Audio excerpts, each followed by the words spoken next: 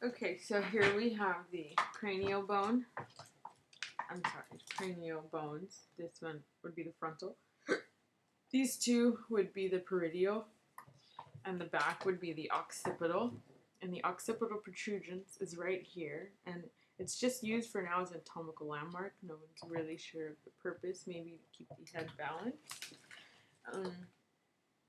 Next, you have the temporal, which is going to be right in this area.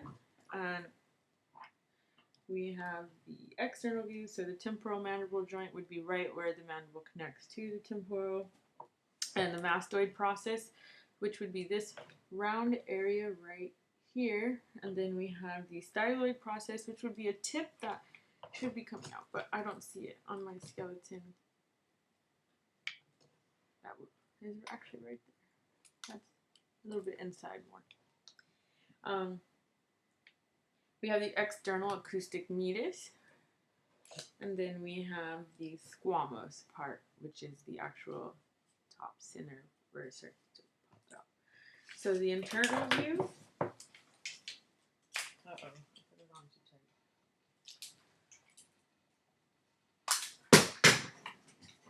Okay.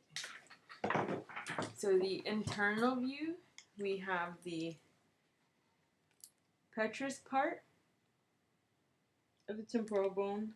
In this area, the middle ear canal and the sensory receptors. And then we have the internal acoustic meatus, which is here, and facial nerves pass through there. I'm reading the paper just to make sure I'm going in order. The acoustic meatus would actually be right where the entrance of your ear canal is. Okay, then we have the sphenoid, which is here. Okay, sphenoid bone. So I don't know if you see the lines, but it's right there. And we have the, it's not really big, but the lateral of the greater wing would be up here.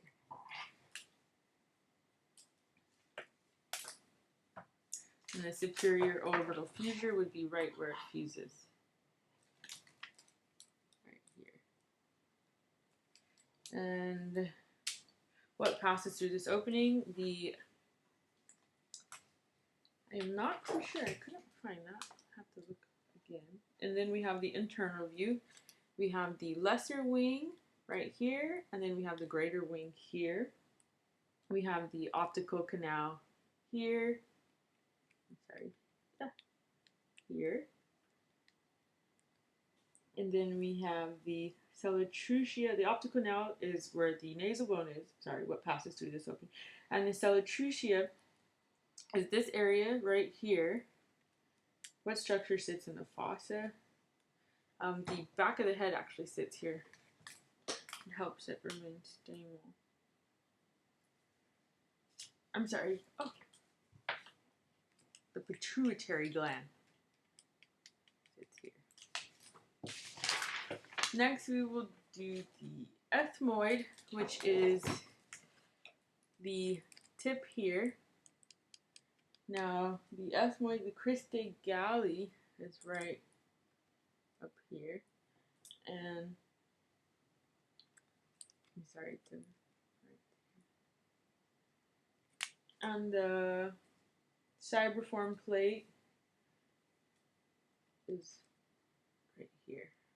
I'm sorry, the cybriform plate is right here and here, and that's the holes where the neurons can go through. This is where the brain sits to keep it, just to hold it tight. Then we're going to go over the sutures. I'm going faster this time.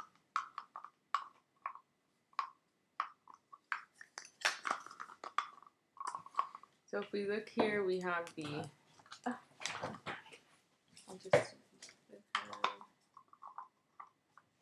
if we look at the sutures, we have the coronal sutures here.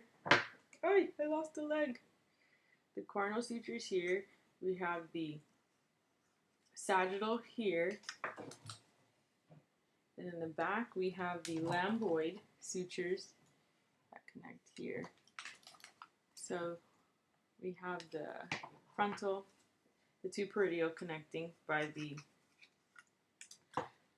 coronal, and then we have the two parietal connecting to the sagittal, and then we have the occipital and the two parietal connecting by the lambdoid, and then on the side we have the squamose sutures that are connecting the two parietal to the temporal. Next we have the facial bones, and the facial bones we have the maxillae here. Let's see, the maxillae here. We have the nasal bone here. We have the zygomatic here. And then we have what two bones form the zygomatic arch? That would be the temporal bone that comes out here and forms with the zygomatic. We have the vomer here. Okay, and the temporal bone and the nasal bone form the bony nasal septum. Inferior nasal concha would be the lowest one away from the head, so that lower inside. And then we have the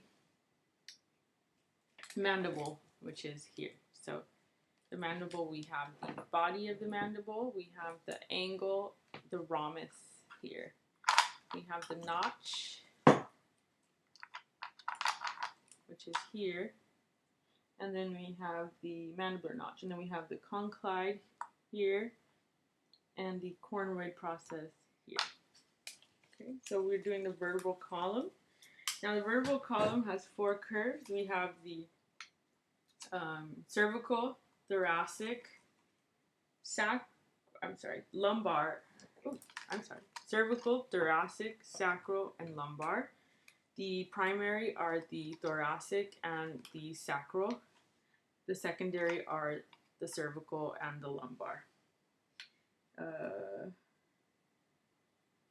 The cervical vertebrae has 7 vertebrae, and what does this bone articulate with from? It articulates with the head, and it keeps it stable. That would be C1 through C7. Okay, and last we have this allows us to nod yes, that bone. Okay, so what is unique about the transverse process? The transverse process has a hole. I couldn't really find anything unique about it. I'll have to look again. Unfortunately, I missed that part. So we have the thoracic vertebrae. So there's T1 through T12. So there's 12 thoracic vertebrae. The spinous process would be the bottom round point. The transverse process would be these two sides. The invertebral forearm would be actually the inside hole where everything passes. And the body would be the top of one of the columns, would be the body, or this whole column. So it shows from the top view. The intervertebral disc sits between each one except for the first 3 or 1, I believe.